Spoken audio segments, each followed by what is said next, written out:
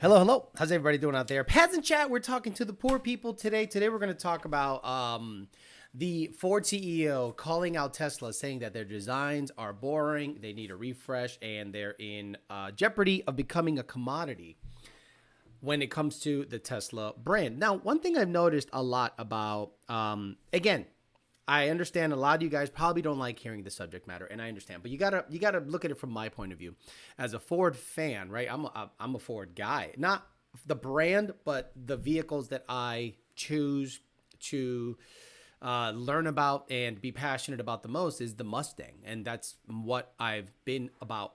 Only until the last 4 or 5 years have I kind of started to wane from that affection of the Mustang, and it has all to do with the guy at the top, Jim Farley. I think he is steering the company down a pretty crappy path. And what he is doing now, he is focusing on EV, and he is praising China. Listen, if you guys thought your China Getrag MT82 was bad, because that was the whole thing with Mustang back in the day. Oh, it's got a Chinese transmission. Remember that? Got a Chinese transmission. Got a Chinese transmission.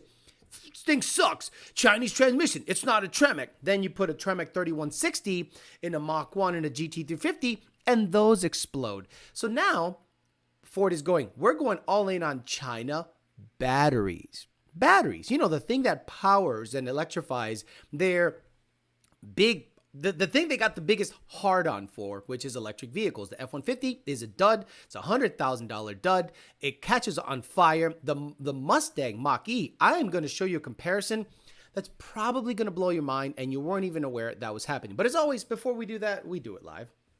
Okay. We'll do it live. Okay.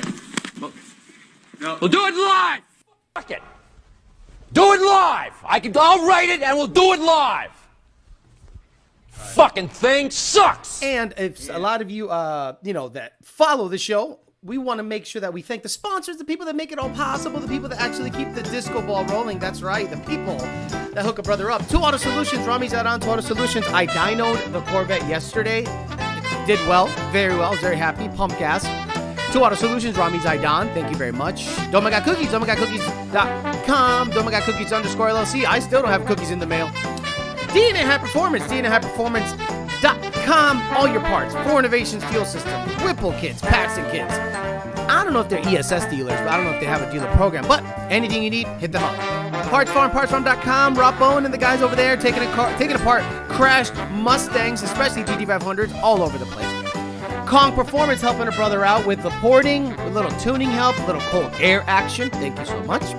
Caliber Transmission, calibertransmission.com. Blew up his 19, Illuminator time to get after it. Caliber Transmission.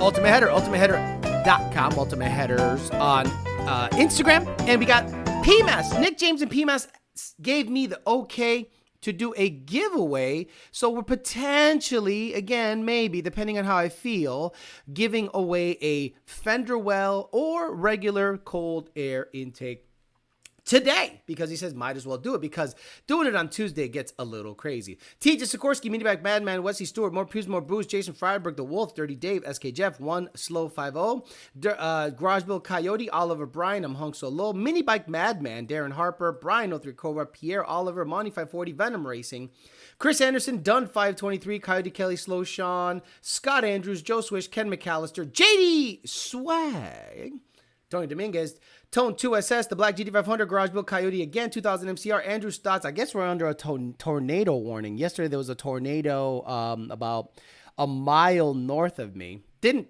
even know. Nothing happened here. No hail, no nothing. But there's another tornado warning today. Just got it on the phone.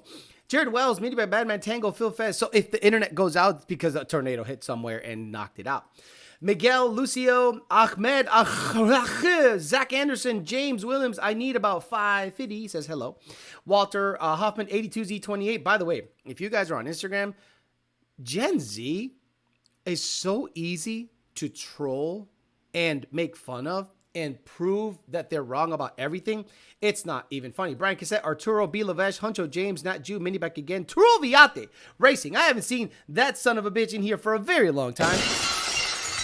Making waffles, never finishing projects, Booger Weld City, Turuviate, crazy. Love that shit. All right, and all the usual suspects are in the house. Okay, let's talk about Jim Farley talking about Tesla. The reason I'm looking this way is because I have my window here, and if a tornado or like palm trees just start flying out the bitch, I'm gonna be like, hey guys, I might duck and cover. So Jim Farley, Ford CEO, we all know him as probably the worst. Take that, Elon Musk. Representative for a brand that, I mean, you want to see, it's like a head coach on the team just sucking and bringing your team down to shit. Ford CEO warns Tesla product freshness, believes their EVs are becoming commodities. The guy that is in the driver's seat when it comes to Ford and the Ford company is telling people the most successful EV company around that he is in competition with believes that their product are becoming commodities and their product are becoming stale to look at. Meanwhile, nobody is buying the Mach E. Nobody is buying the F-150 Lightning. And then the people that do buy it have their shit catch on fire. Ford CEO Jim Farley is warning Tesla about product freshness as he believes Tesla's cars are at risk of becoming commodities. Last summer, Farley accurately predicted the price war in EV market would be coming soon. Tesla started in early January, and Ford followed with the price cuts to its Mach E electric. Amen. Again, Ford followed in January with price cuts to its Mustang Mach E electric SUVs. Now, as far as I know, can you buy a Mach E GT directly from Ford without going through a dealership? I don't think so. I don't know that.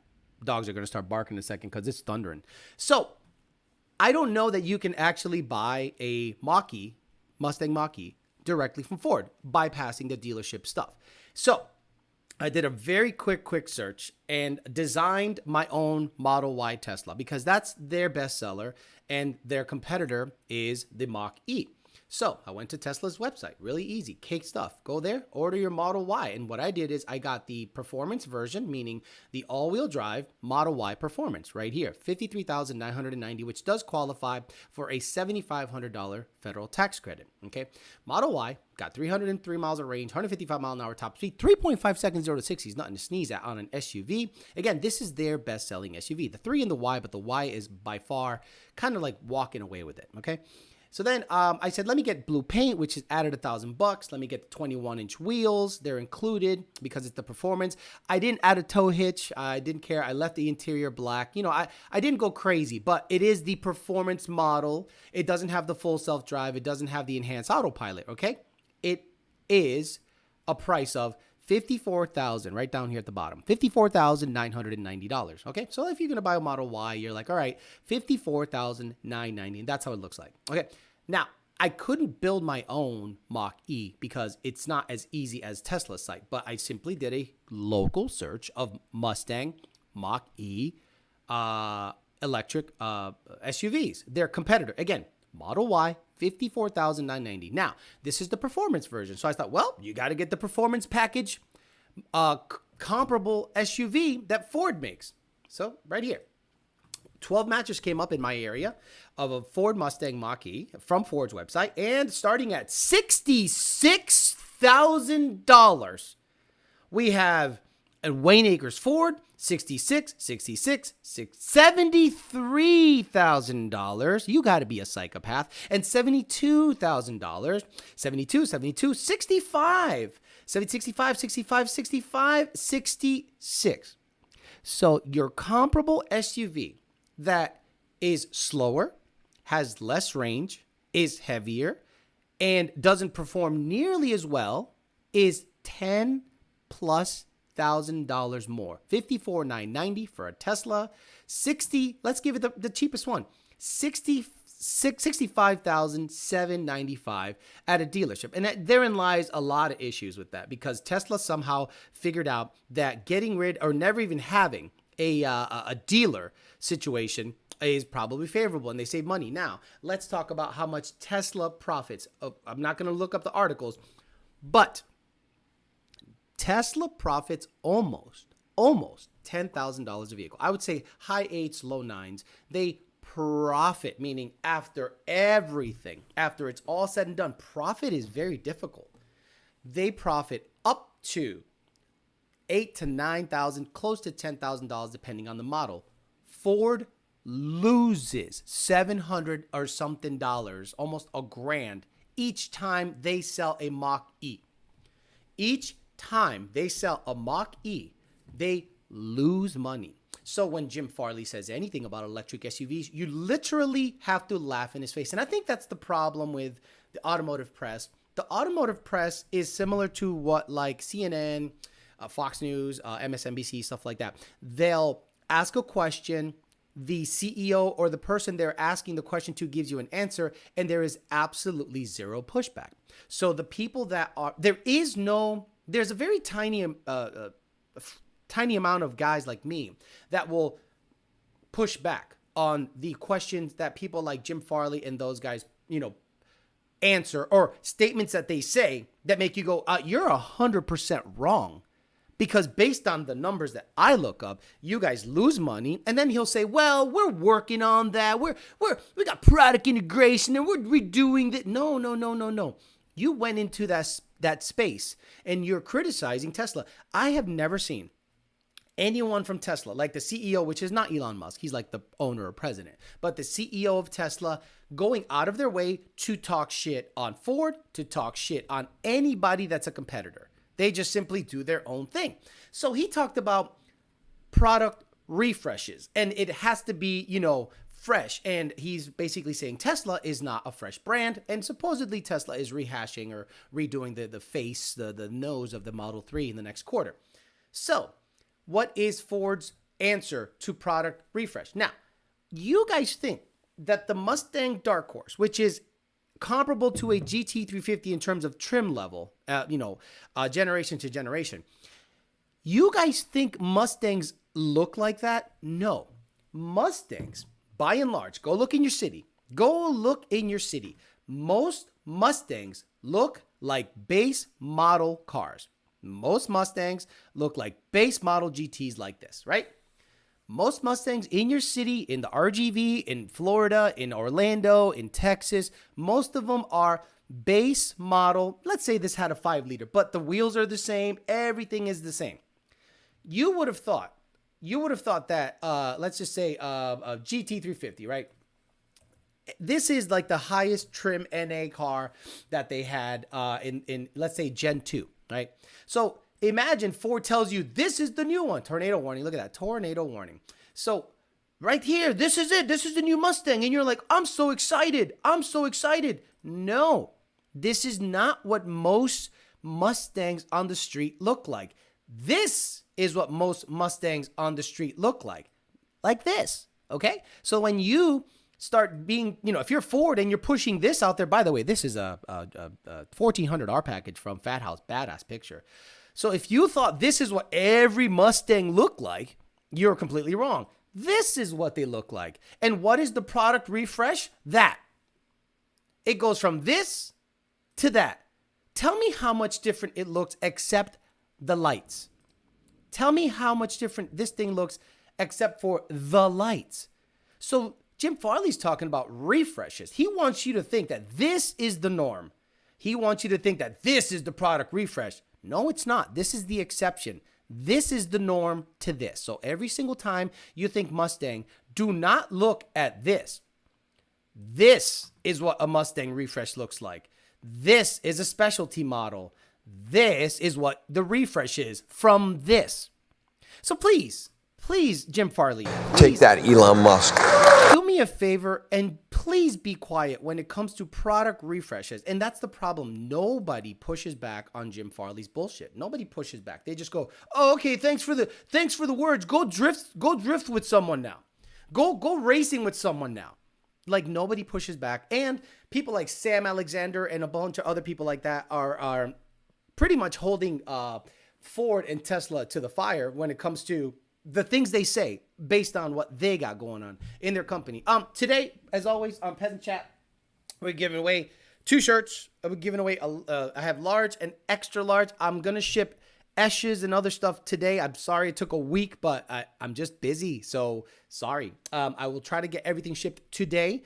If the UPS store is open or something like that, get them sent out to you guys, get the shirts out. So 2 shirt giveaways today, just randomly. And maybe a PMAS cold air intake for any year, 11 to 23, I'll just have to tell, actually, you're going to have to tell Nick James, Jesus Christ, you're going to have to tell Nick James what you want. What I'll do is I'll give him your information, what you want. You guys communicate. All I say is, here you go. So just like that. No, we're not doing it right now. We're just going to talk shit for a little bit. Does Jim Farley lose more money if the F-150 Lightning gets sold off the lot or burns a lot down? That is interesting. Every EV that Ford sells, they lose money on. And then he has the balls and the nerve to go out there and say, by the way, Tesla needs a refresh. And China, he talks about BYD. BYD is another China brand of electric car. And he's like, their light years different than Tesla. Right. One of them is profitable. The other one is not. And one of them is a cheap Chinese car. But imagine buying cheap Chinese cars. Like, I get it. We're Americans and we're mostly stupid. We hate China. We talk about made in USA. Meanwhile, we go to Harbor Freight and Walmart and we have Chinese transmissions in our Mustangs. So what are you going to do? But that's why a lot of people like me push back against that. I typically don't buy new stuff that's cheap. Obviously, I like buying stuff that I can have for a long time. And I would, if you had two cars in front of me, right? And one of them was a Model Y or a Model 3, and it was $60,000, or a BYD that was $45,000. Knowing the history of Tesla, I would get a Tesla. But same thing with Hyundais, right? I didn't have bad luck with Hyundais, but they're not generally a good brand. So if you have a Genesis in front of me versus, let's say, a CT5, not a V, but just a regular one, I would probably go towards the one that has a higher quality product, not the cheapest one that gave me the most stuff, because eventually it's going to rear its ugly head. Cheap is cheap. There's just no way around a cheap product that looks great and gives you all these, doohickeys for a discounted price. At the end of the day, you get what you pay for. So I'm blown away that people don't push back on Farley's bullshit. SR says, we appreciate everything you do, Alex. If I get it in 2023, I'm happy. By the way, anybody that doesn't understand how busy you are probably works 40 hours a week. See, the other thing is, so on Instagram, it's funny.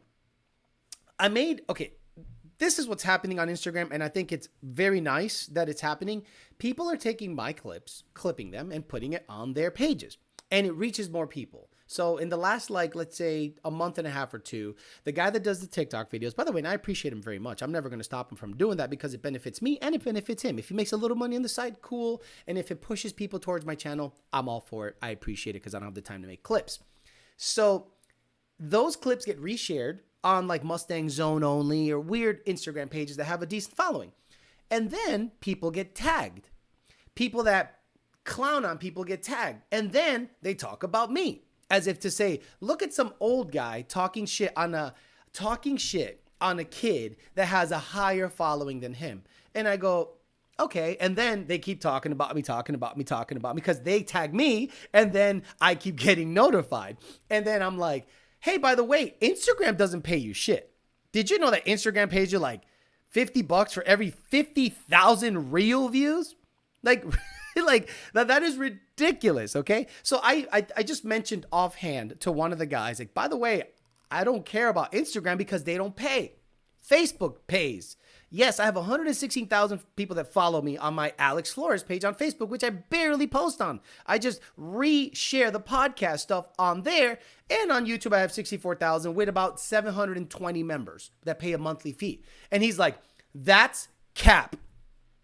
And I simply screenshotted and went, here you go. I mean, why lie? And then it went from, I have more followers than you and I am better than you at Instagram, to, it doesn't matter how you make your money. We're all in it to have fun. So you go out of your way to tag me, talk shit about me, say that I don't have a higher following than you. Who cares? On Instagram, I prove that I have a bigger social media general following on everything. And then you go, oh, I wasn't making fun of the fact that you don't have a bigger following. I'm like, bro, stop it. And then we had a Camaro guy. He had a, what is it? What are the IROC? What is the generation IROC? IROC generation, third generation, a third gen Camaro. And he's like, oh yeah, well, the bank owns your cars And I'm like, the GT500, I have the title for. I have the title for the Fairmont. I have the title for the Notch. Yes, I don't have the title for my Escalade that I just bought or the ZR1 because I financed those. But I have three out of 5 titles. So he goes, yeah, the bank owns your car. I'd rather get a LS and just slap it in there and go. And he had a 3rd gen Camaro, probably a 305, not even a 350. And he's out there talking shit. I love that. I love those people that say, oh yeah, you're nothing. You know, the bank owns your cars. I'm like, you understand that in order to get a loan, after having, let's say you get a ZR1 loan, right? And you put a big chunk down. You have to then be able to prove to the bank that you can pay for an Escalade. So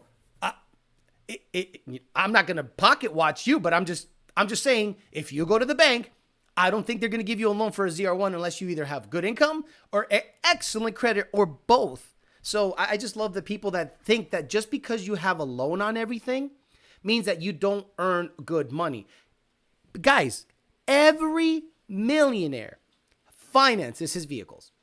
There is no millionaire, smart one anyway, financial, good with smart with finances, that gets a 760 or whatever the hell McLaren, Mercedes, AMG, and pays cash on it. That would be absolutely stupid. You're telling me that he's a bum because he didn't plop down $350,000? He actually said, nah, let me finance it, put about 20 down or 30 down, finance it for the longest amount possible. I'm only going to keep it for 2 years and then I'll flip it because this is the kind of car that goes up in value, not down in value. And then I'll just move on to something else and have about a $3,000 or $2,500 a month payment.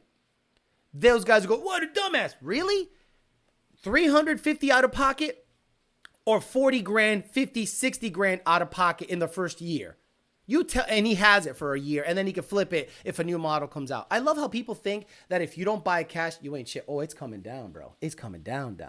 Like that's what happened yesterday. The tornado that hit here yesterday was rain wrapped and you couldn't see it. And if you look at the videos when it hit, this sucker was just covered in rain. So you couldn't see it. And if you're outside in the rain, get under something, especially if there's tornado warnings. Like get in a car wash. It's concrete. Get in that bitch and you'll be okay. I hate when motherfuckers talk about banks owning cars because 9 times out of 10 they drive some ultra bullshit. Or look, I rent.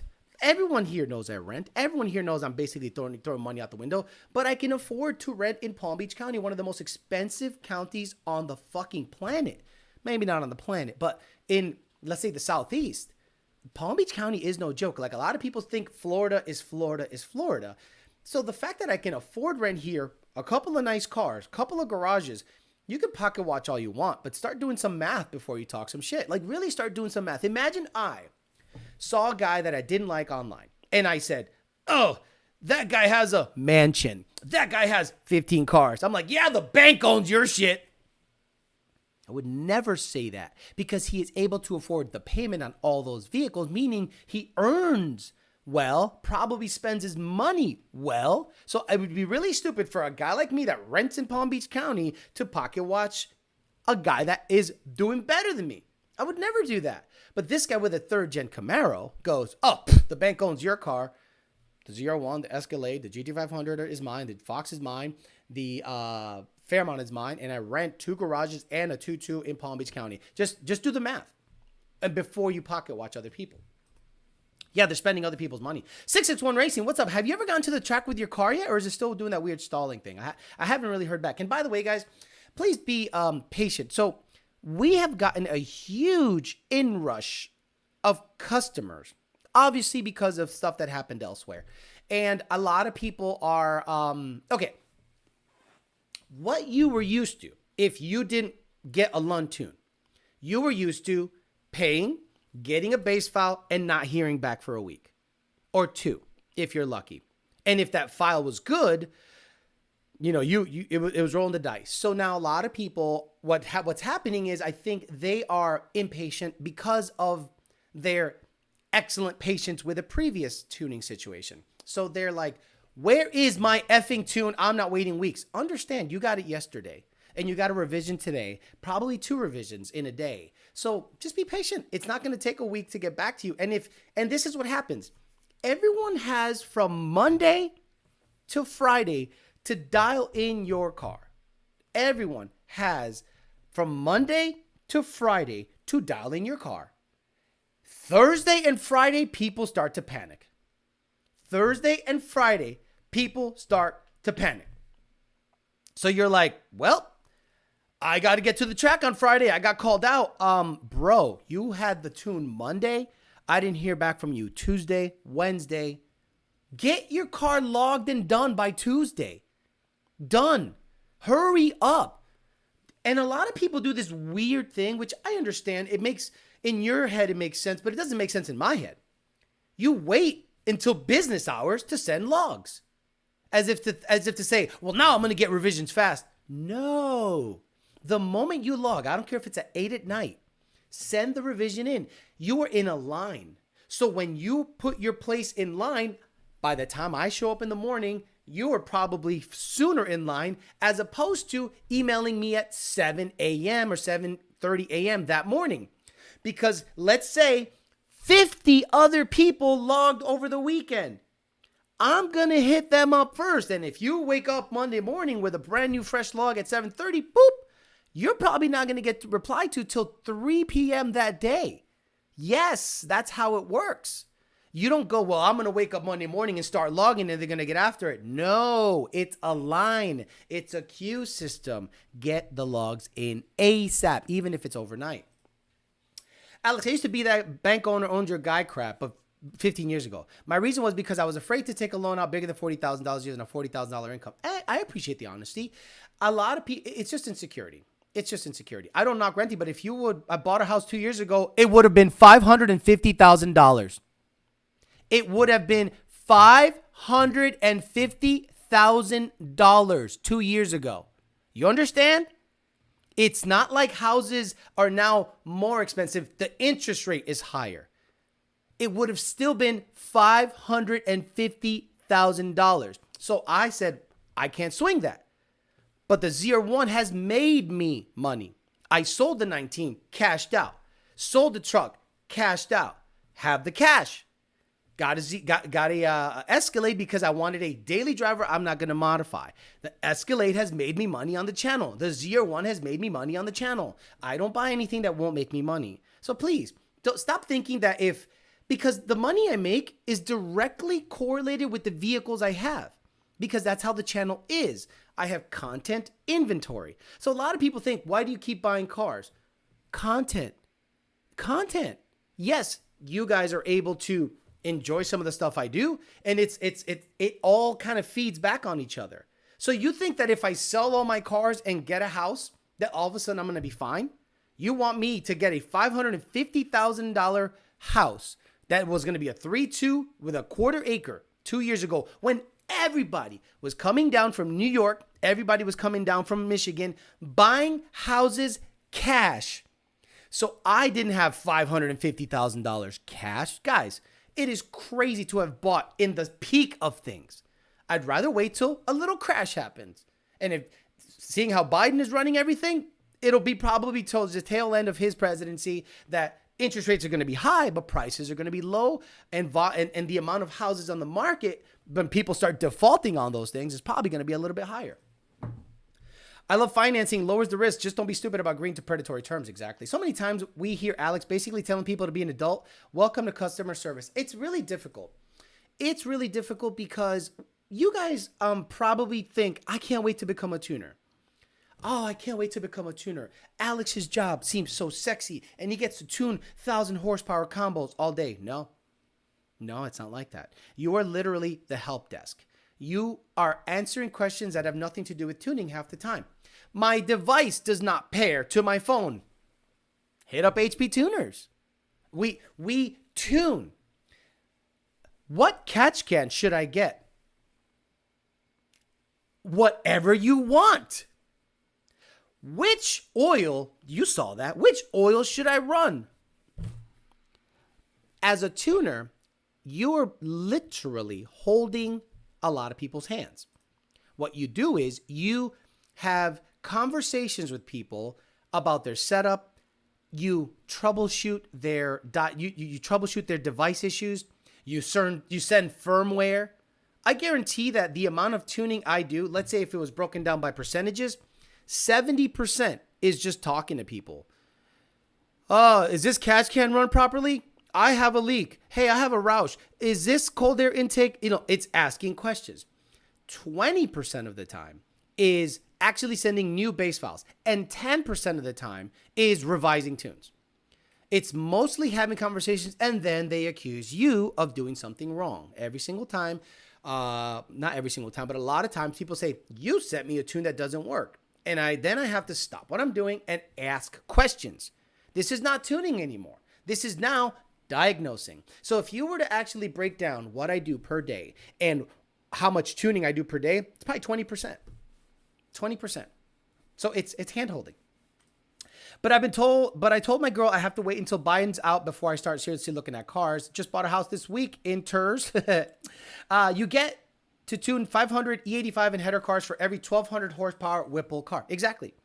PK Auto, right? PK Auto, and this is, you want to talk about what tuner you get doesn't matter? This is a great example. PK Auto got a bass file from Brandon.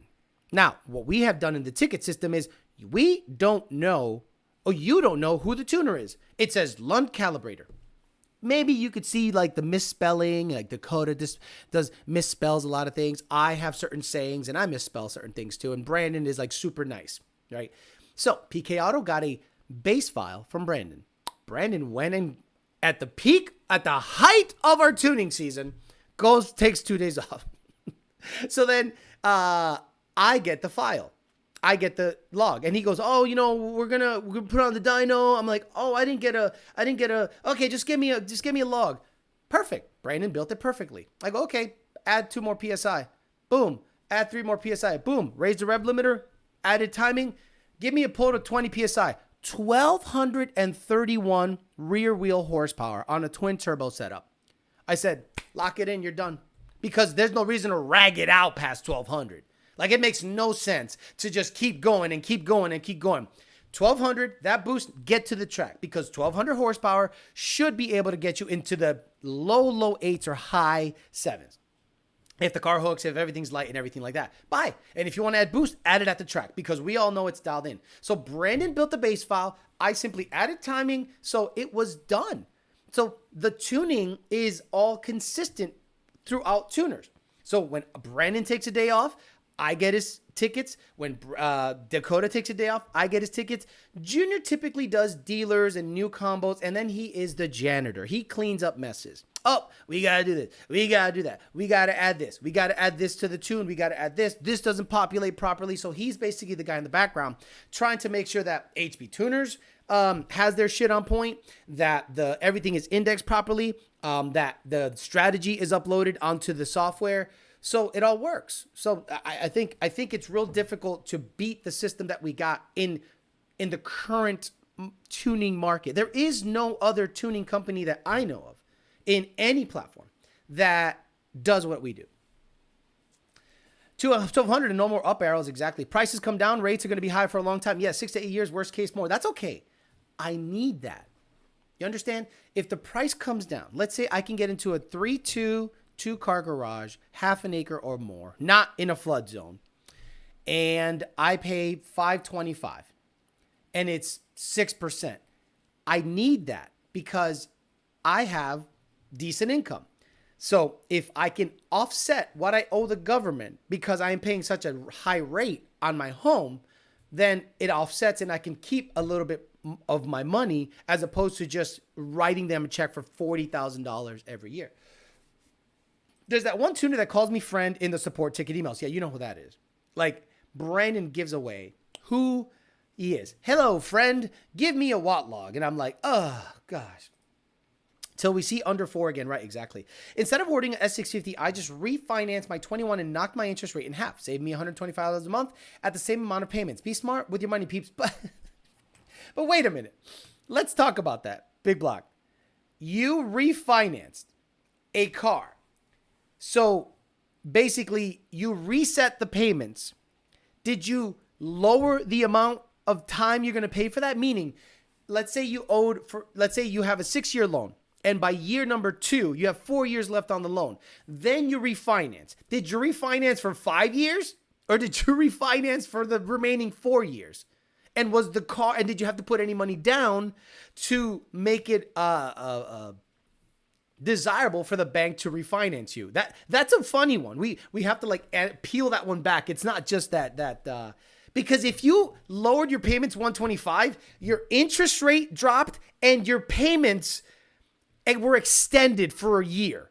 So you need to come clean about your refinancing terms, because it doesn't make sense. You just gave up your secret how these tuning shops got to hire random tuners to copy you. The funny thing is like these shops out there, Jim Farley goes out of his way, talk shit on Tesla because Tesla's the top dog. Lund doesn't talk shit about any other tuner unless they stole products, unless they sucked off tunes. But we don't call them out directly, because what happens? Their fanboys get on Facebook and write novels about how shit's bad. So we tend to just kind of be like, hey, this is what we got going on. Before us, nobody had this going on. And if you got it going on 2 years later, vaya con Dios. Like, there's nothing to brag about when you do something we did 2 years ago. So typically we don't go out of our way and put a post up and say, by the way, these tuners suck. While the other tuners that do that, Lund sucks, look at what I did. Lund sucks, look at what I did. I don't see what you did. There was a guy we used to tune for. He started tuning on his own. Good for him. Actually, I appreciate that. If you think you can serve your customers better by you tuning the vehicles, vaya con Dios, not a problem. I have no issue with that. Just don't say that Lund sucks while for 4 years they put out so much product that you backed for those 4 years. And all of a sudden we suck because you want to keep the profit for yourself. Stop. Just stop.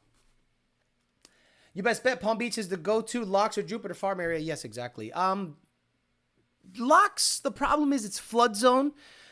And so is the acreage. Acreage is flood zone. Locks is starting to get bougie. And what they're doing in Loxahatchee is they're saying, oh, you can't put stuff in the yard. You can fuck that.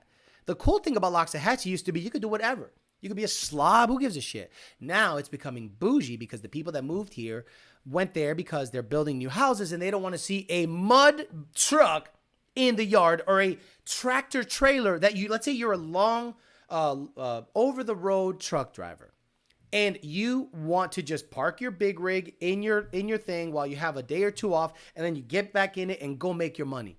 Well, they start saying, hey, I don't want you to park your truck in your lot like that. So what they're doing is they're petitioning people like the municipality to make that illegal. And the problem is those new people have power because they're in a massive community. And that community makes good money and pays big taxes. So they have more power than the individuals out there that just want to be left alone and park their big rig on their lawn.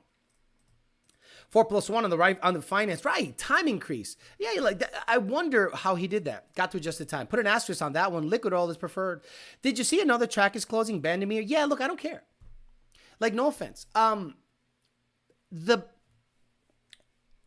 can't imagine tracks make money.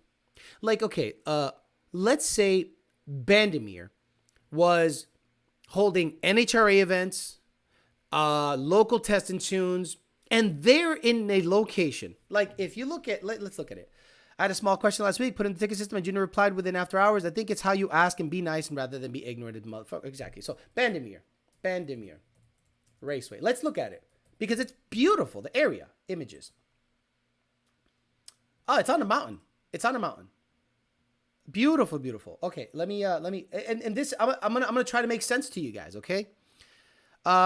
Display capture. Now, Bandimere is a beautiful track. Very, very picturesque. Beautiful. Look, it's on a mountain, right? Gorgeous. It's on a mountain. Beautiful. So let's say you're the track owner. Let's look at it from the track owner's perspective. The track owner you think this is every weekend. You guys think that the stands being packed are every weekend like this. No, This is only during really big boy crazy events. Mile High Nationals, NHRA, PDRA, whatever. But for every one of these, there's 100 test and tune nights where they charge you $20 and barely put down any glue, and you go out there and run your number. So at the end of the year, he does his taxes, and he goes, this track ain't making any money. I have 5 people. People don't want to pay more than $20 for a test and tune ticket. People complain that there's not enough glue down, and it costs a lot of money to put glue down. So at the end of the day, what am I going to do? Then a land developer goes, you own absolutely gorgeous land. You own 170 acres of the most beautiful, picturesque, look at the sunset. I will give you $150 million for your shit. So the track owner goes, well, shit. Let me see. Do I sell out and actually make money? Do I actually stay true to cause? Track, racing, yeah. Or a land developer goes, this track on the side of the mountain is beautiful. We can make $3 billion selling houses at $700,000 and up, built on a mountain. We have to build infrastructure. And listen. Be smart. So Bandimere, how much money does Bandimere, or the town that it's located in, how much money do they make from the track per year for taxes? Not much. Now, a land developer goes in there, tells the Bandimere Raceway owner, he's $150 million, bro. I can make $5 billion here. And the town goes, wait a minute. They're going to give you $100+ million. They're going to build infrastructure, roads, houses, parks, shopping centers. Oh, yeah, you're killing the Let's be smart about this. You are going to 100% of the time, as that track owner, sell it. If by the end of the year, you are barely scratching by, the only time people show up to your shit is during NHRA races, and at the end of the day, you have to fucking eat. And don't get on my case if this track ain't making no money. Well, you're not promoting it good enough. No. Y'all motherfuckers aren't going to pay $50. Would you pay $100 for a test and tune? Get 4 passes in and the glue is perfect. I would. In a heartbeat. Wait, you're going to give me badass glue? Yup. You're going to give me 4 guaranteed passes, badass glue, and yup, here's $100. Then you get the 305 TBI Camaro owner. That's bullshit. You're going to tell me that I'm not paying shit. Fuck that guy. So for every guy that's willing to pay $100, there's 10,000 guys that won't pay 20 or 25 or 30 and wonder why the track has no glue. So the track owner is not stupid. He's older. He has a family. He has legacy. So is he going to keep this track to make you happy? Or is he going to sell the track? The town and municipality makes a bunch of tax money based on the houses, property taxes, infrastructure. Stop with the bullshit. Stop being Pikachu face when guys that own 100+ acres sell out. I have a friend, a guy I know. He bought a track. He bought SGMP. He loves racing. He was not old school because he's fairly young. He is a grudge racer, got out of the grudge racing game, had tons of success, bought SGMP. It's his dream. So he is a businessman. He's not stupid. He's a businessman. He made it. American dream. Literally a migrant that came here and the American dream was achieved. He did it. Bought a track. So let's say in 3 years, he is running this track and he is seeing the profits go down. No matter what he does, no matter how much glue he puts down, no matter how much promotion he does, no matter how many donk races he promotes, this bitch ain't making no money. And I have to make money on it. And in year 5, a land developer comes in and goes, hello, sir, I have a proposition for you. You have 50 acres of wonderful, wonderful land that we think could develop into something great. Would you take 65 million for the shit? Now, I'm not going to say he's going to sell out fast, but he's definitely going to weigh out his options. He's going to go, wait a minute. So keep the track running for barely any profit and scratch by, or change your life. Change your family's lives for 3 generations, 4 generations. Guys, stop being Pikachu faced when people sell their tracks and start doing some critical thinking. The town makes more money, the guy is well off, and you don't got nowhere to race. Oh, big fucking deal. Go to the street. You do it anyway. The guys that complain the most about Bandimere closing or tracks closing in general race on the street anyway. So stop it. A road course track that usually is minimum $350, 4 to 6 20-minute sessions, $100 for 4 passes at a drag strip is fair. Could you imagine if I bought if I took my ZR1 to a road course and for $350, I have 80 minutes or 120 minutes, 120 minutes on a track, and then complain about $100 for 4 premium glue badass track passes. I would raise prices. Bradenton should raise prices tonight because they got to start making good money. Bradenton recently upgraded a lot of their stuff, but they eventually got to start making life-changing money because you see what's coming. You see what's coming. Development. And one day they're going to have to go, well, I either love drag racing so much that I'm willing to go bankrupt for it, or I can change my family's lives for 5 generations. Let's try that again. I'm definitely one of the people that wouldn't pay $100, but I'm also not a serious racer. Probably show up with a TVS on pump, gas, tire, and call it a day. People don't want to pay money for good stuff. Cheap people are closing the tracks. I'm late dropping a like. That track is like 5,500 air. I'd love a house on the exactly mini bike. Imagine you love Colorado. Is it Colorado? When's Bandimere? Bandimere's Colorado? Thunder Mountain. Yeah, Colorado. Beautiful, right? A lot of people that make it and want to retire, they want to retire on a mountain. So let's say I, Alex Flores, somehow make it and I want another house. I want somewhere at the top of a mountain, be left alone. I'm at the top. I see the sunset. I see everything down. It's beautiful. It's beautiful. And there's a lack of that. But I hear that Bandimere is going to close and I can start putting money and planning my top of the mountain house in there. Come on. Come on. Stop it. Do you believe that in the next 10 to 15 years, there will be any more racetracks left? I think what's going to happen is there'll be less tracks to race at.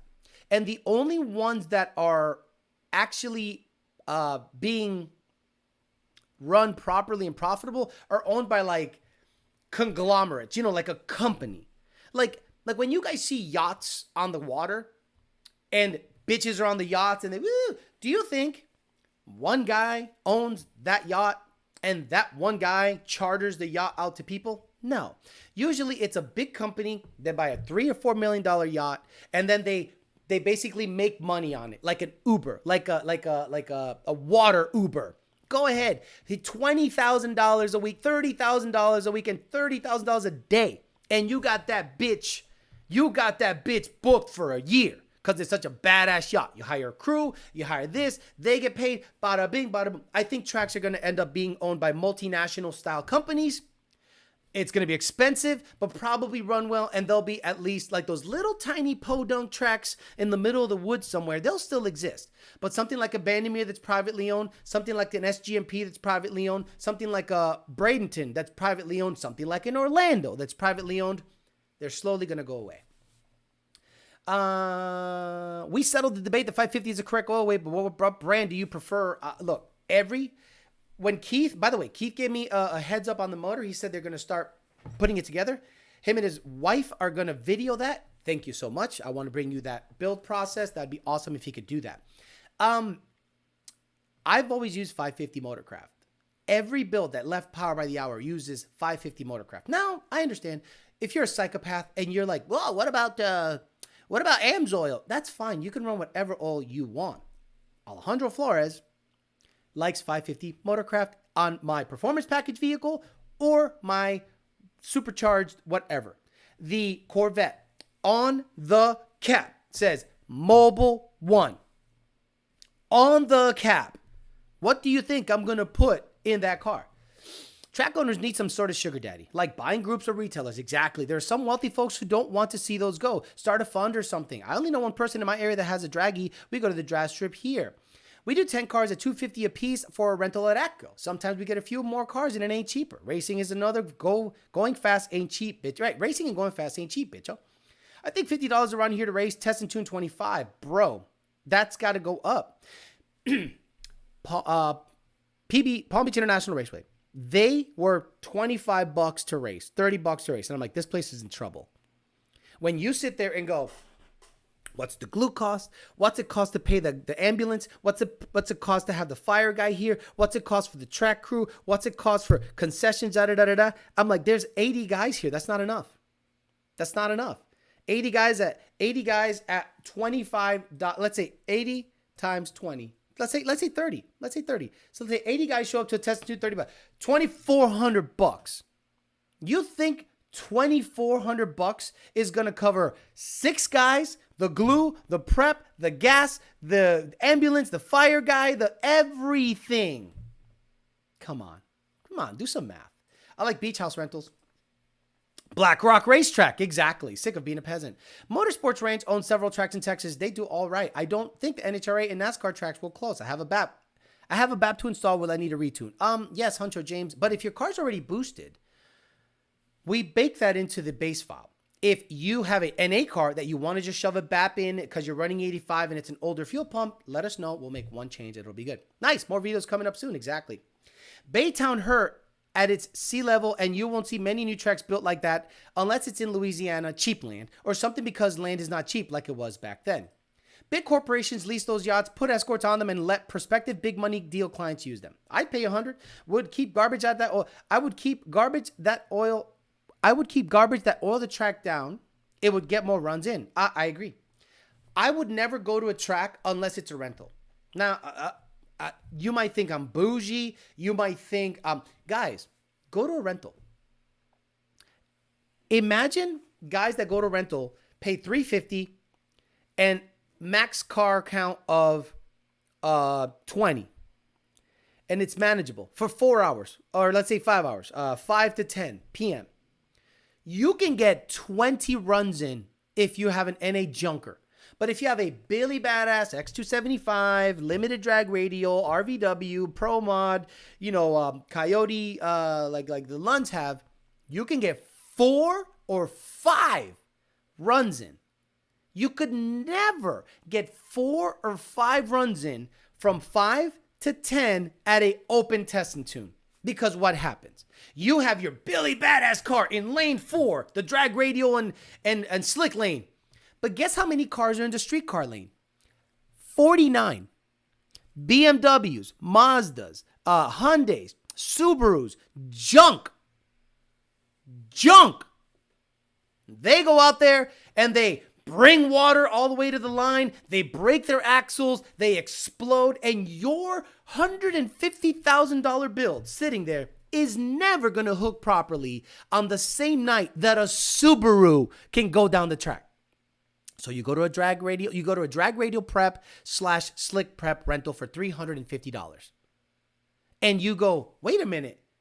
I see Ozzy dragging that. I'm sorry, Wade. I see Wade dragging that bitch, spraying it down after every pass. He's looking at the track. He's stepping on it. He's like, I want to make sure that bitch sticky. He goes out there. He goes, hey, you got a stick car? Just go to the other lane. I'll drag it real quick for you. He gets on the tractor, drags it for you, and you go, bam, this guy is like catering to you. Whereas an open test and tune, you're lucky if they spray. Well, the sprayer's coming out. Oh, everyone starts suiting up because the sprayer's coming out.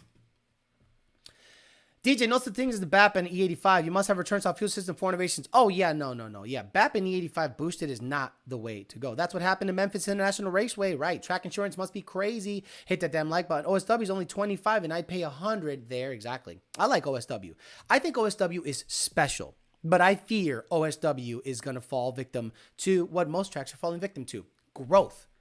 Most people are moving to Central Florida, which is great. Go ahead. If you get a supercharged car from limit on Ford, they recommend 550 oil. They put it right under the hood for you. I'd rather pay $100 test and tune nights because it'll keep the peasants out of the way. I agree. Our local track is closing this year in Phoenix. They would limit their racer passes to ensure everyone got multiple runs. Track rental is really the best way to test and tune, says Joe Jackson. You get the time you need and usually 6 to 10 runs in. How about the guy that runs an AC and watch condensate drips to the line? Right. Test and tune night equals squid night. Alex, says Phil Fez, looking to source a Coyote engine on the side to swap into my S197. I'll be throwing rods and pistons in it at minimum. What would you do better? What would be better build? Gen 1, Gen 2. Gen 2, the heads. You know how difficult it is to find Gen 2 heads right now? Go ahead, try it. Go ahead and make a feeler thread out about I need Gen 2 heads.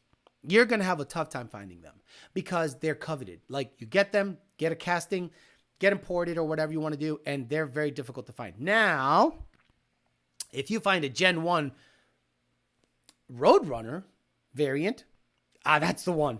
That's the one. But if you could still go fast on a Gen 1, for sure. You could still go fast on a Gen 1. But if you find a Gen 2, I'd get a Gen 2 over a Gen 1. Don't forget, Joe brought his Dodge 3500 after mudding Friday night. My local track in North Carolina did it right where they do Friday night 8th mile bracket and Saturday test and tune. Customer service lacks at tracks. I'm going to go to a test and tune today. Good luck. But see, you're in a good spot. You got a turbo 400. You got a slick in the back of the car. You're probably going to be able to go down, but just not as efficiently as you would if you had a drag radial. Nobody fills the stands anymore and buys the nasty chicken strips either. We used to pay $400 for 4 hours on a dirt track oval with 10 guys, and it was fantastic. What is the best catch can for S197? Do I need both sides supercharged? Again, guys, the catch can stuff has been vetted. And I talked to Shad Hoffman not too long ago. Good guy, has an ESS car. So it makes like almost 1,000. Actually, at the crank, it makes 1,000. Which I'm like, back it down. So catch cans are there to alleviate any crankcase pressure by, from just inherent blow-by that happens. So you want to alleviate it as quick as possible. So I see a lot of these people with these little tiny sealed JLT catch cans. And I'm like, okay, these little tiny JLT catch cans are cool if you're stock or NA. If you make big power, now big power is 1,000, I get it, but you don't need anything extra above and beyond something like an open catch can like UPR sells. The one that was in my white car was bolted into both sides, clipped into both sides, and I had they went into one common breather, and it just did its thing. Some people put breathers directly on the cam covers. The problem is, at high RPM, you'll get some oil drip onto the cam covers. It's just going to happen, and you're going to smell oil in the cabin. Why do you smell oil in the cabin? Simple. The HVAC system draws in air from the outside, and if you have a stinky catch can emanating fumes from under the hood, or two open breathers emanating fumes from under the hood, it's going to come into the cabin unless you recirculate the air. So, decide what you want to do. Do you not want to sniff emissions from under the hood?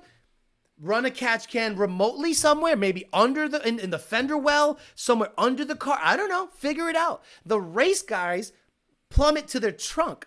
You ever see a car at the track and he's up on the chip and there's like a little wisp of something puffing from the back? That's the catch can.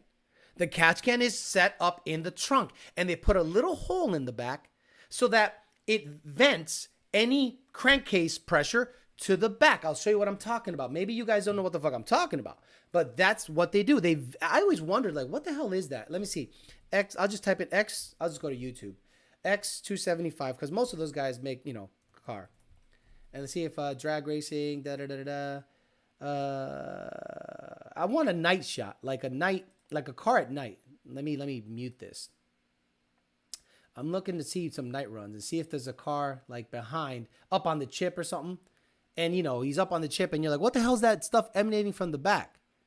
No, he doesn't have it. Dang it. Out of all the cars that I wanted to show, they don't have it. Let me fast forward. Usually it's a shot from the back. And you're like, what is that little thing puffing out back? Oh, there we go. Perfect. Boop. So look at this. This is great. This is great. So again, a catch can is to alleviate any crankcase pressure. So you can run an open breather under your hood. You're going to smell fumes. You're just going to smell fumes. Now, if you locate the catch can somewhere that the cabin isn't affected, let's say under the fender or somewhere where it's sealed so that it doesn't get, the fumes don't end up in your cabin, the race car guys plumb that shit to the back.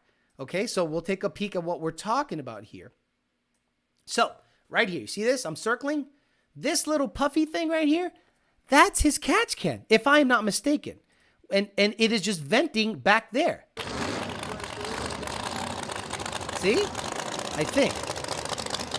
Yeah, right there. That little toot, little, you know, right there.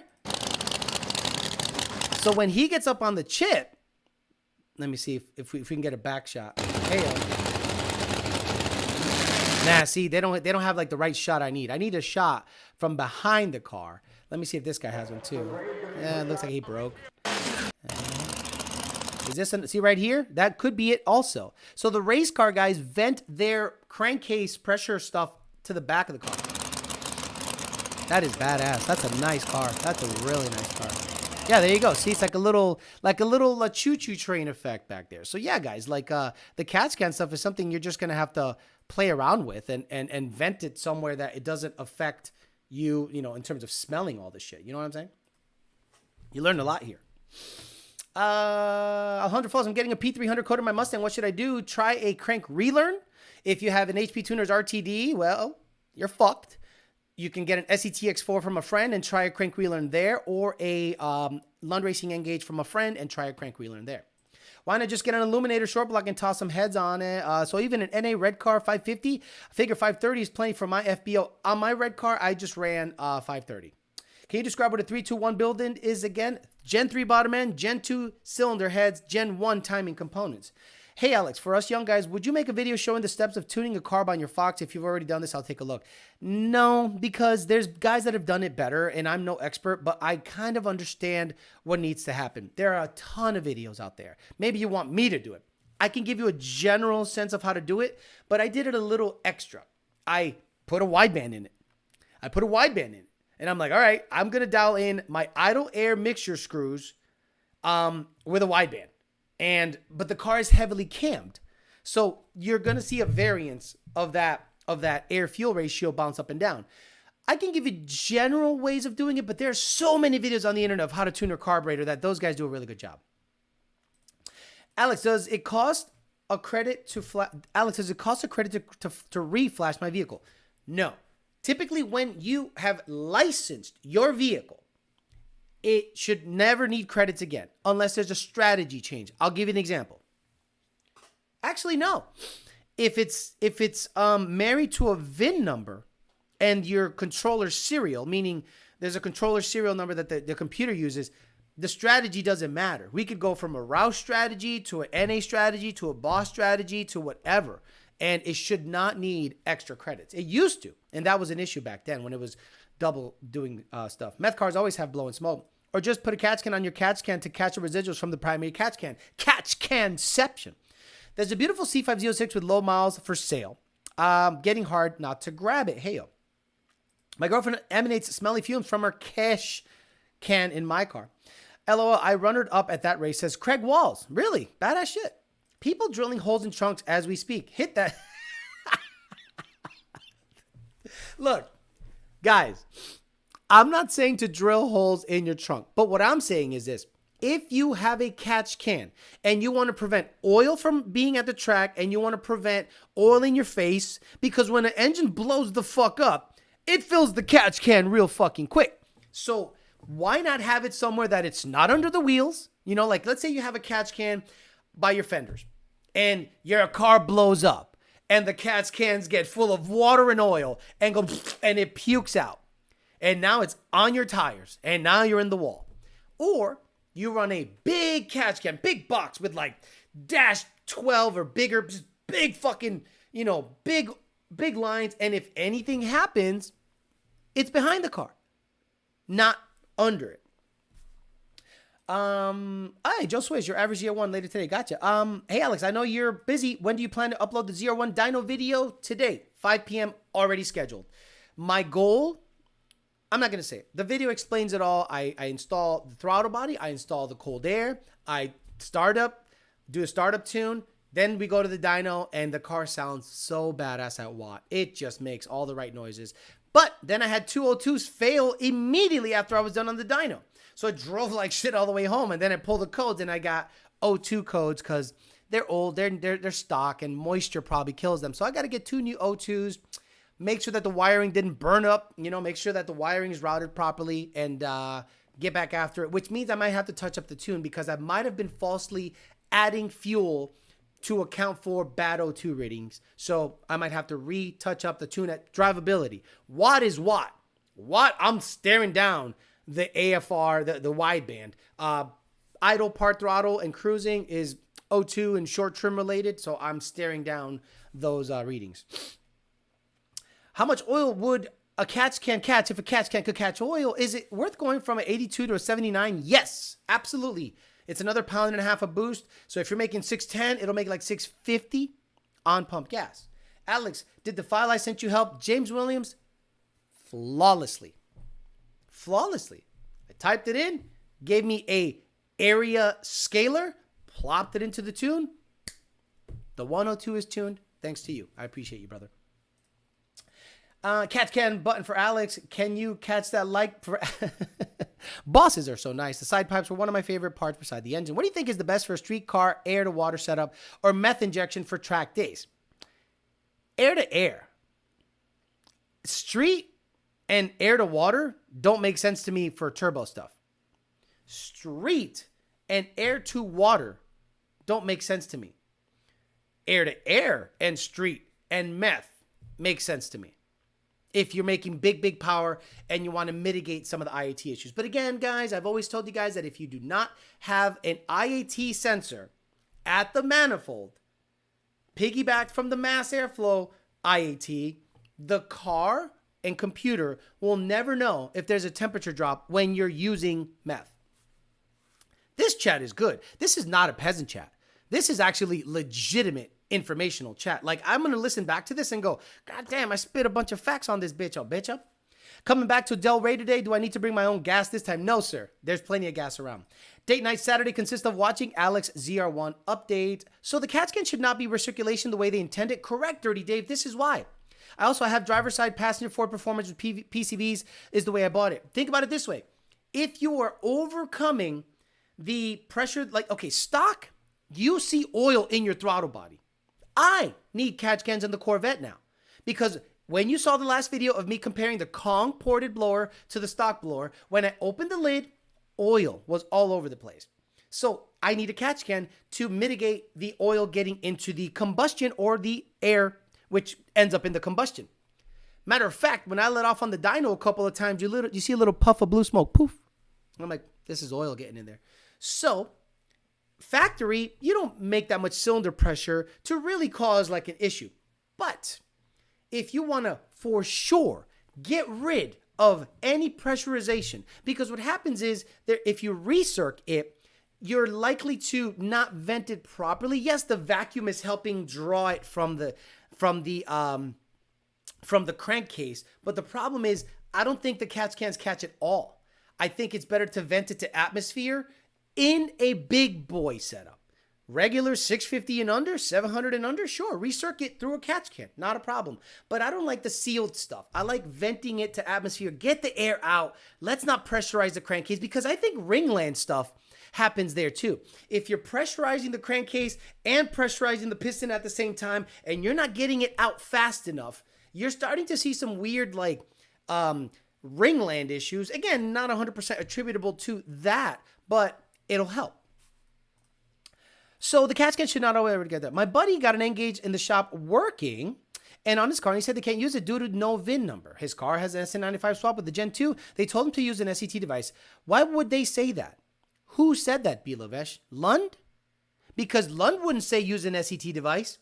Lund would never say that because we don't tune with SET currently. Bilovesh, give me who told you that? And is it a Lund Racing Engage or a HP Tuners Engage? Best catch can will be sucked out of the exhaust through evac tubes. Cheap way to get rid of the stinky oil smell. There you go. Does that little bit of oil octane reduce the octane of gas? Does a little bit of oil lower the octane of gas? A ton. Shark Marls, it lowers it a ton. Thank God, don't want to get stuck on Kirk again. Know what I'm saying? Kirk, you got stuck on Kirk? That's not a good area. It's super Mexican. It's an informative peasant chat because Admiral Peck and Turvey are asleep still. Thank God. On a dedicated weekend track car, do you think there would be a benefit on being tuned on Sunoco E85 if price of fuel isn't an issue? On a 900 to absolutely, guys, understand this. E85 from the pump is fine up to 1,000 horsepower. I love you. Again, when I say E85, it means 85% ethanol. E85. When you guys say that E85 is testing E70, I'm like, that is the most retarded sentence I've ever heard. E70 is E70. E60 is E60. E40 is E40. E85 is E85 is E85. What's the other 15%? Ethanol 1R, race gas shit, badass stuff, weird additives, cool shit. What's the rest of the 15% at Sunoco and Racetrack? Lips and assholes from birds and chickens. And horse hooves. If everyone owned a Fox body back in the day, you'd all know this stuff. Agreed, Rocco. Agreed. Fox body is high school for race car guys. Fox body is high school. That's where you learn all the regular shit you should already know. Once you throw you out into the world and you find out that a man does not have a vagina, you go, oh. But now, that's all up in the air. On most diesels, if you don't vent the crankcase atmosphere over time, it'll lead to oil leak sooner. Plus, Ford came back and used the RTV that breaks down the diesel fuel. I hooked my catch canola up to my nitrous plate, spray that shit. EPA, you're letting what? Junior Diaz, EPA, you're letting what into the atmosphere? E40's a rapper. Welcome to Booty Level, Dirty Dave. Thank you. Again, memberships. Booty Level. Goddamn. Tell me when to go. Horse hooves, lips, chocolate milk. Fuel's the biggest thing a lot of people overlook. If money was no issue, I'd have a 55-gallon drum of some ethanol 1R. Me too. That's the next step. Get 5 drums of ethanol 1R and have a bomb in the garages. Then lightning hits it. You got to ground that shit. Wasn't there a controversy about Ferrari purposely leaking oil into the intake in F1? Can and would Lund tune some off-road parts for Canadian car? Look, we tune everything. Are we going to shut off the emission systems that say, hey, there's no cats here? No. The car will run fine. Thank you, Ford. But we cannot turn off any lights that have anything to do with any emissions components. I ran over a dead cat on the road and it got sucked into my intake tube and a turbo cage. Will the cat hairs damage my motor oil? Please respond fast. The shop that said and deals with Lund, so he said. He wants Lund, but shop is pushing other guys due to faster turnaround time. I have no experience, but it doesn't make sense to me. It doesn't make sense to me.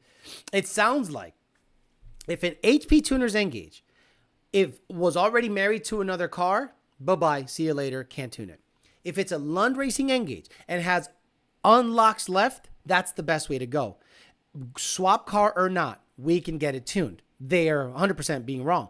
If they're pushing SCT, it's because they're making money on the SCT device and the guy that they're using probably charges less for the tuning so they can keep most of the profit. Understand, guys, shops got to make money. I'm not going to begrudge them making money. So let's say they go, okay, I want Lund to tune it, the customer. I want Lund to tune it, the best. Shop's going to go, okay, that'll be $800. We're going to charge dyno time, $200 for dyno time. We're not going to make a dime on the tuning because we're going to make $200 on this deal, guys. This sucks. Hey, Tell him to get SET tuned by Joe Schmo Tuning. We sell him the device for $400 something. It's $180 our cost. We pocket $280 or whatever it is. So boom, we got $280 in our pocket. We charge them for dyno time. That's $200. That's $480 in our pocket. Oh, by the way, we're a dealer for them. They're going to charge us only $350 for the tune, and I'll tell them it was $500. So now we've made $600 to $700 as opposed to $200 if you get Lund tune and only charge them dyno time. That's fine. That's fine if you're that shop. But that's how it breaks down. How do I know? I did it. I ran that shit.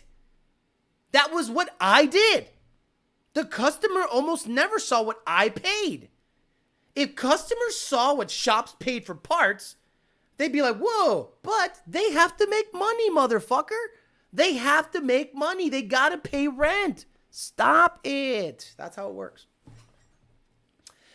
It was brand new. Is it Lund Racing or is it HP Tuners? I put high flows on and it's not enough. Sounds like that shop is getting subsidy or something. Bap on an ESS should get a standard one or only boost it. Standard. Plug and play, Vortec or VMP or lethal, whatever the fuck they call theirs.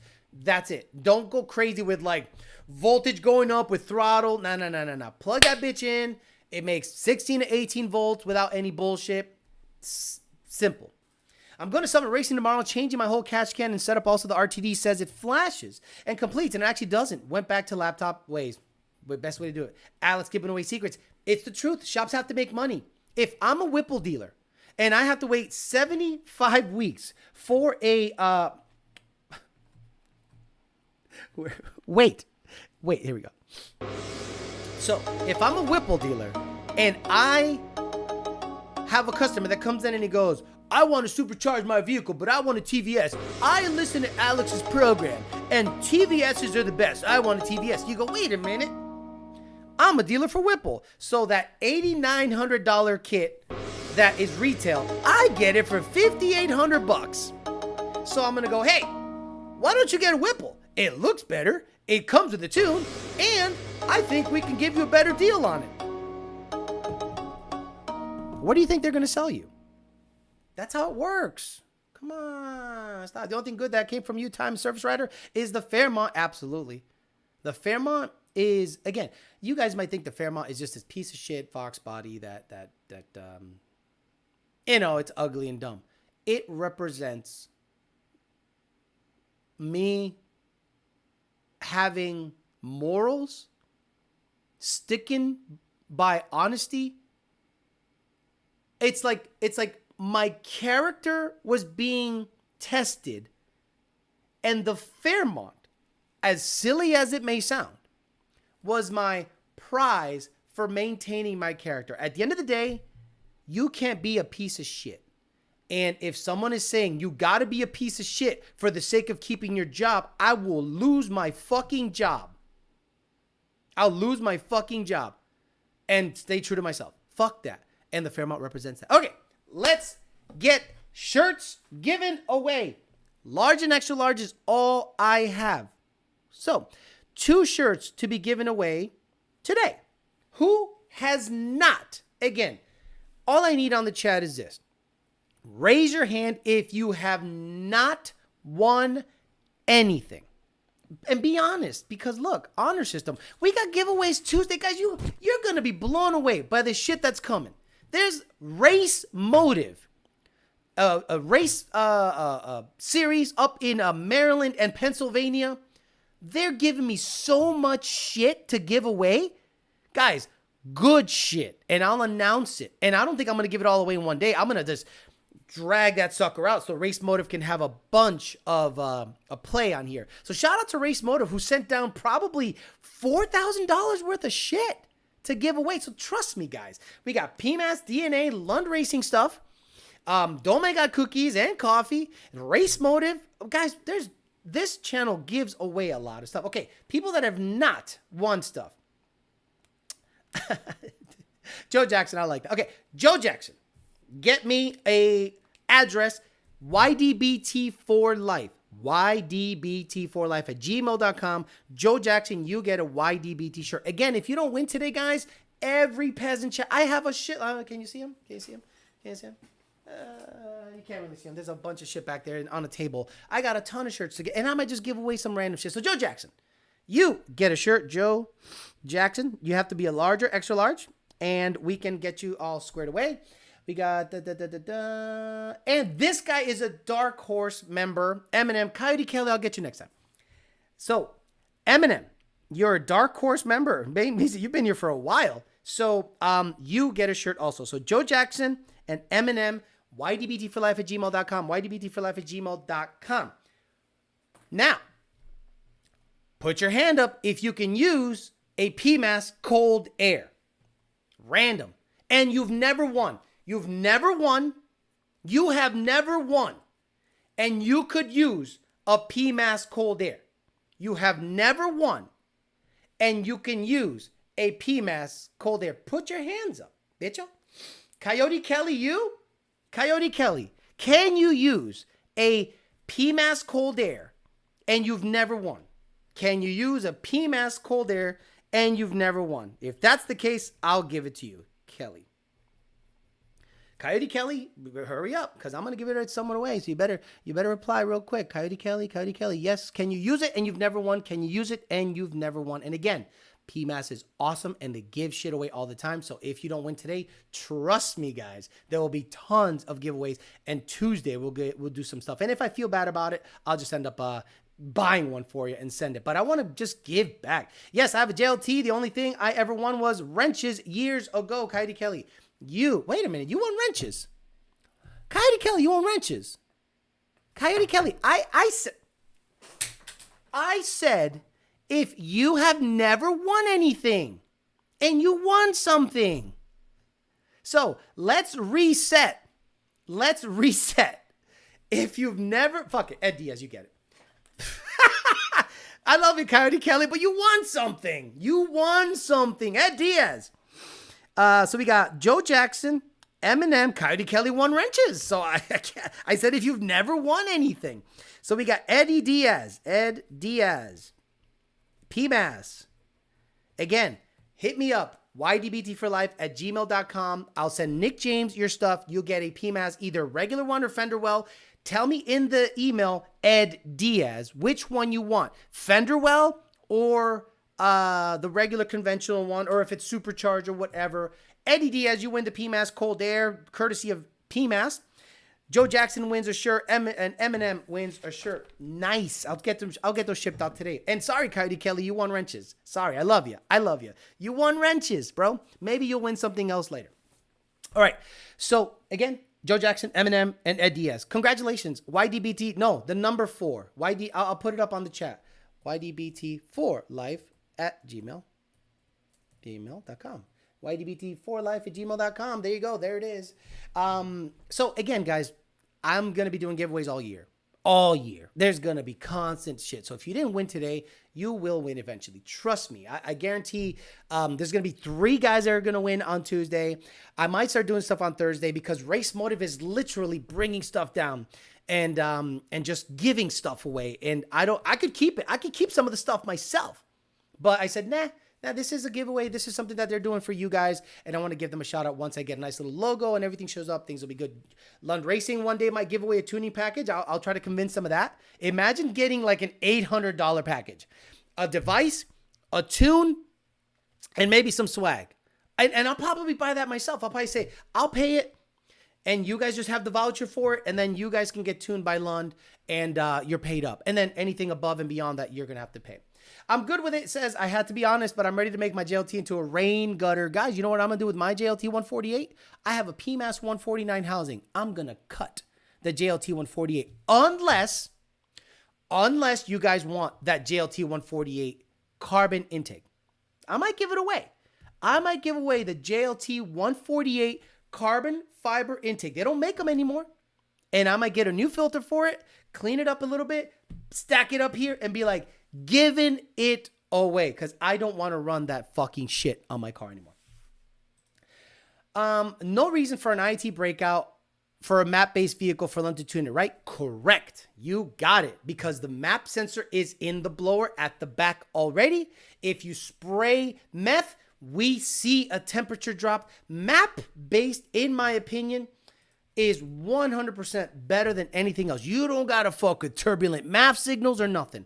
In my opinion, if I was to ever build a Billy Badass Coyote, it would have to be F-150 computer map based. I think that's the way to go. And Pierre Oliver, I'm lucky, no tornadoes. We got a passing rain shower, but that doesn't mean that tornado didn't land somewhere close by, but it's now sunny. So yeah, this area gets pretty sketchy this time of year. I need the device to run my Coyote Swap Ford Galaxy. Give it away. Someone can use it. I have one of those. Fuck my life. I want that Bustelo intake, speed density for the win. Map and speed density for the win. Absolutely. James Williams, I'm almost wondering, and I understand why a lot of LS guys turn off the math, but I don't know if it causes drivability issues with like a Corvette. A Corvette, obviously, I would prefer the math to be part of the equation. That sensor gives it really great data. But I know a lot of people just like negate that shit and just go full, map based and turn off the MAF sensor. But like I was dialing that in again, the O2s were going out. So I'm gonna put new O2s in it and see if the driving characteristics of the ZR1 changes. God damn it, that thing flies, guys. A port, pump gas on pump gas. A port, smaller pulley, and a cold air and a throttle body. The amount of power it gained, I thought was possible, but when you feel it in a 3,200 pound car, guys, my ZR1 weighs less than a Golf R. Think about that. How small a Golf R is. And my Corvette weighs less than that. So imagine over 650 rear wheel horsepower in that thing. Stupid. I'm pump gas. Now, talking to Greg the other day, he said you need an auxiliary pump to run the 85. You absolutely needing a pump on the 85. And I'm like, all right, well, time to get one. Thought this was a Peasant Chat members getting priority. No, I get that. But look, what are you going to do? I gave away 2. And now this guy's mad at me that I gave it. Look, you'll be back on Tuesday, crush Roch, and you'll win something eventually. Now that I remember, become a member. Because I notice it. Okay, this is why. Crush Roch, the names are green when you're a member. So I notice it easier. And that's the nice thing about that. When you look at the display capture here, your names are green when you're a member. When you're not a member, like Nick Galtieri, it's grayed out a little bit. But when Minibike, Dre Day, Warren, Coyote, Joe Swish, it's green and highlighted, I can see it easier. Much, much, much easier on my end. So it just makes it easier on my end to see everything. Alex, can you tune the 10-speed in my 350 so it doesn't shift like a dump truck while I'm driving to Wawa? We can, Nick. 350. You mean your F350? Your F350? No. I'm trying to catch an intake on one of these days. Isn't the Roush 2650 map based? Yes, but it's that Roush intake that we don't like. That Roush blower that we don't like. And the amount of Roush cars out there in order for us to develop a calibration for it is minimal, and there is no money in it. Ported blower equals FBO. You don't think members should get priority? Get out of here. Exactly. Drop the vid now. I want to see it now. Alex, I promise I'm still going to send you Double Dragon for the Sega. I've just been super busy. I apologize. Coyote Kelly, I have to remember that you're the guy that got me the Sega, so I can just give you shit. I feel bad now for not giving you the stuff. So you're considering keeping the ZR1 bolt-ons and being done with it? Yes, Joe Swish. If I can make close to 800, 850, done. Done. It's a roll car that might go 5, 60 to 130. I get it. 4s is fast. I don't need it to go 4s. I don't need max effort. I want to be able to drive that sucker from here to anywhere and back on pump gas on a moderate tune and not hurt the car. People that put a 2650 cam heads, choppity chop, and I'm like, you have now limited the vehicle. Yes, you've made it faster. Yes, you've made it badass, but you've now limited. Okay, now I got to keep an eye out for E85 all the time. I just don't want to play that game. Love the ZR1, guys. When you see it, I'll show you what it looks like. Actually, I'll give you guys a sneak peek because I'm a good guy like that. Do you know what I'm saying? I'll give you guys a sneak peek because it's an unlisted link right now. So let me go YouTube Studio. It looks so good on the dyno. It just looks like I know a lot of people made fun of the fact that it's got Forge Star wheels. Like they said those were Peasant wheels. There were thousands of dollars. Okay, not 1,000, like many, many thousands of dollars. So I'm gonna just give you a sneak peek of one of the polls, one of the big boy polls. Let me see. Here we go. Okay, so take a listen. Headphone users, be warned. This is where I'll end it. I'll end the Peasant Chat. Oh, baby. Listen to that sucker. Let me get the volume. I'm gonna put the volume way up. All right. Sneak peek at the 01 on the dyno with the fucking Ford Star wheels, looking like a fucking, looking all go, yeah, cream of the crop. Look at that right there.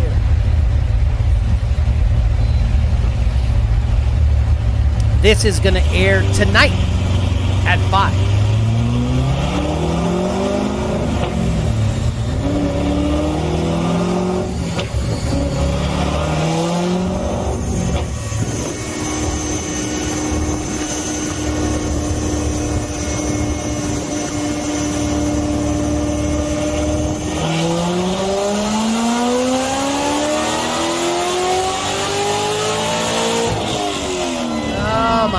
Oh my God, I love that thing. I love. There's a couple of shots I have from the back. Let me see if I got a dyno pull from the back. Here we go, dyno pull from the back.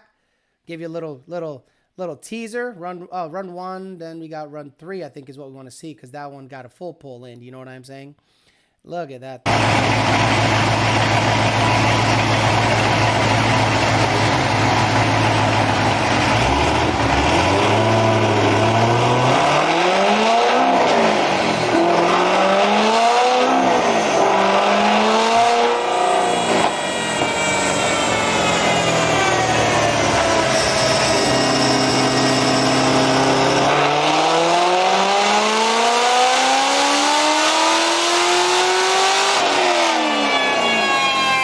Notice that during the wad pull, the dust is from the dyno brake. Notice that in the wad pull, there's no rooster tail. There's no big, massive rooster tail of bullshit. It was just like literally, what do you call it? Clean. It's a pretty clean burn. Again, it's great having the wide band on there. All right, guys, I'm out of here. Thank you very much for hanging out with me for a little bit. Give you a little bit of a sneak peek of the situation tonight. That sucker is just rolling out. I'm happy. No astronomical numbers, but again, pump gas because Sunoco 260 GT was not available. So I was only able to give it a little bit of timing and check the plugs, and I was pretty much maxed out on pump gas. I can't wait to get E85 in and see how much power it gains on E85. It was 93 degrees on the dyno. It was a hot day. All right, guys, I'm out of here. Someone said, you see the picture on the banner? That's why it's there with 4 stars. Exact badass unit. Damn, that's a supercar. I don't care what anyone says. Bro, it's a badass car. I'm out of here. Congrats to the winners. We got Joe Jackson, Eminem, and Ed Diaz with the PMAS. Get me all emails. I'll get you shirts out, and I'll get you Nick James's information, Ed Diaz, once I get an email. And the rest of you, Tuesday, we're going to give away a lot of stuff. We're going to hang out for a little bit and have a good old time. Thank you again. Consider being a member. Like, subscribe, share the shit. Clip it. Tell me what you thought was funny. Send me a timestamp. I'll put it on shorts. We know what to do. All right, guys. See you guys Tuesday. Have a great rest of your Sunday.